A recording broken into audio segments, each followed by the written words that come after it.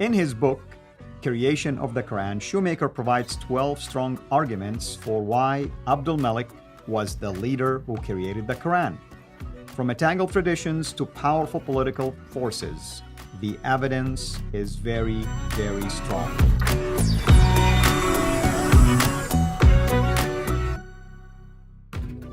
With me here to unpack these reasons is Dr. J. Smith. Dr. J, welcome back.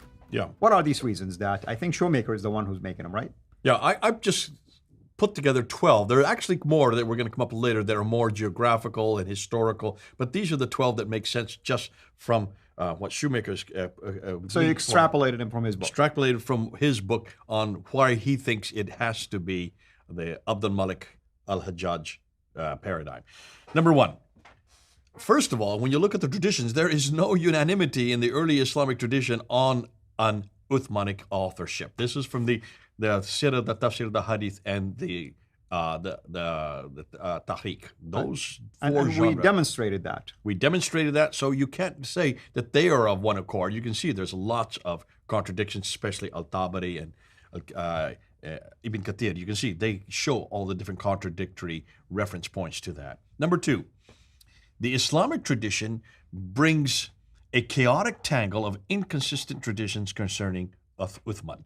So the fact that there's such an inconsistent and there is these contradictions there proves that there is a real problem with that paradigm. Number three, there was no early tradition of the Quran's definitive collection by one of the first four caliphs, which is really fascinating because we've always assumed it was the third caliph. That's right. So the fact is, there's no early tradition that really says that. So why is it we've always taken that? It's the later traditions that confirm that, and it's really Al-Bukhari, which is 870, 240 years, much, much too late. Number four, the later Islamic community, that's the Abbasids, we're talking about the Abbasids now, the Shoemaker's referring to, sought to establish an anchor for its text in the person of one of these early authorities, in proximity to the life of the Muhammad. So this is actually a concerted effort by the Abbasids to actually subvert Abd Malik and al-Hajjaj and go even earlier to give it more authority. This is why we need to be careful because there's an agenda here. And then number five, there's considerable evidence that the Noldekian Schwalian paradigm, that's the one on Uthman, has lived a good life but now needs to be put to rest because of everything that we're now finding. It stands to reason. We go with the evidence that's on the ground. Number six, the Qur'an's composition under Abdul Malik and al-Hajjaj is attested by the letter of Leo III. We haven't got into that. That's something that's coming up. We're going to talk about John Damascus. We're going to talk about Leo III. We're going to talk about Al-Kindi. We're going to talk about another guy named Alexander. Actually, we're looking into four different Christian characters who coming in the 8th century who are all actually talking about what's happening in their own lifetime. And they're the ones that are going to emphasize that this book called the Qur'an, the recitation, was written in the end of the 7th and the early 8th. But we're going to get to that, but I'm just pulled that together in this point. Now, the Quran's composition, when we go down to that, let me do number 7 then. The strength of Abdul Malik's reign, in contrast to his predecessors, makes such an undertaking entirely feasible. It makes more sense. Because it's controlled. That's right. There was nothing there. And you're going to see, especially as Shoemaker gets in his later chapters, when he looks at the environment of that part of the world, especially when he looks at the environment of the Hijaz. He's going to destroy the Hijaz. Much like we've been doing. He comes to the same conclusions we do. He's missing a few that he could be helpful with. We're going to help him with that. But certainly he's just going to shut that down. And he's going to say, even at the time, certainly, because everything that we know in the Uthmanic and the Raidigali Caliph is from the Hijaz. He's going to shut that down. So hold on to that. That's yet to come.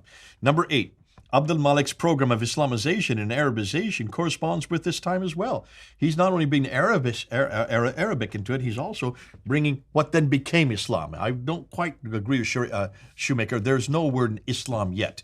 And of course, Abdul Malik doesn't introduce the term Islam or the term Muslim. That comes later. He's possibly just using the term casually maybe here. Shoemaker possibly could, and I think we did make that mistake. Number 9, it corresponds with the very first witness to the text of the Quran on the inscriptions of the Dome of the Rock, which we talked about previously. Number 10, why would the later traditions refer to Al-Hajjaj as changing the text? They even mentioned that he changed the text. since he was a very cruel and severe ruler, someone who would not be equated with such a pious memory. And we're talking about the Abbasid traditions. Why would they even refer to him as changing it if they hated him so much, unless they had to, because this was this is part of common memory. They couldn't go against that. And number 11, ascribing a canonical text to more esteemed figures closer in time to Muhammad would make sense for the later Abbasids, and they needed a narrative which confronted the early Umayyads narrative. They hated the Umayyads. They didn't want to give credit to the Umayyads. Well, I mean, the Abbasids are named after the uncle of Muhammad, Abbas. So it seems to me that it's quite possible. I mean, this is a theory, okay? Don't jump all over it yet. It seemed to me that it's quite possible that there was a guy by the name of Muhammad, was a local prophet, wasn't accepted by many, and somehow his family became prominent, the Abbasids, and they wanted really to earn credit by the fact that he's the one that should really get notoriety rather than what Abdul Malik is doing. It's Good quite man. possible. Perfectly possible. Now prove it. Yeah. Well, that's true. You have to can't. prove it. You've got to even show. If you're going to have a exactly. problem, if you think Abbas is a character that's well known, you don't even hear about Abbas until Tabari introduces him in the 10th century. Show me an But Abbas in the 7th century. surely there is some reasons behind this competition between the two. And it's political. Yep. Number 12, François de Roche, through careful paleographic and chronological study, has confirmed that the earliest extant Qur'ans, which were in fact produced in the imperial chancery, hold on to that word, imperial chancery during the reign of Abd al-Malik. Dorosh is very clear, and we're going to go and look at the manuscripts. We're going to do that in upcoming episodes, and we're going to show when you look at paleographically and when you look at chronologically, when you look at these manuscripts, they are not from the 7th century. They are all from the 8th, 9th, and 10th century, when we're going to even confront the radiocarbon dating. We're going to shut that down, that whole argument down, just by looking at a number of manuscripts like the Birmingham Folio, like the Tübingen manuscript, and especially your manuscript, the one you're working on. That's the Sanaa manuscript. Yeah. But that's yet to come. Those are coming episodes. So those 12 reasons, you can see in every case, it looks pretty clear that who we need to look at is not Uthman, nor Abu Bakr, Umar, or Uthman, or Ali. Don't look at the four caliphs. Don't even look at the Hijaz. Certainly get that out of there. Let's look and see when this book actually was started to put together. Not canonized yet. We're not going to say it's canonized. And Shoemaker never says that. But beginning of this book was starting to put together in one codex during the time of Abd al-Malik and al-Hajjaj. Absolutely. And all of these are logical reasons that are being raised by Shoemaker. And you've heard, my brother here mentioned something about the canonization. If you look at this particular paradigm now, the Abd al-Malik paradigm, it makes sense why someone like Ibn Mujahid wanna canonize certain readings, because it's so close to his time versus having a gap of 300 years. So now you begin to see some backgrounds behind the evolution of a text and the standardization of its readings. Until next episode, have a blessed day. Thank you for watching this video.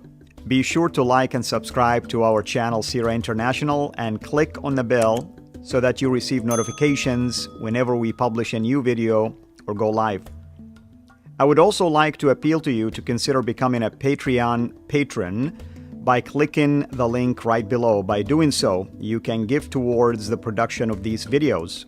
There are also other options for you where you can give to our channel. I thank you from the bottom of my heart.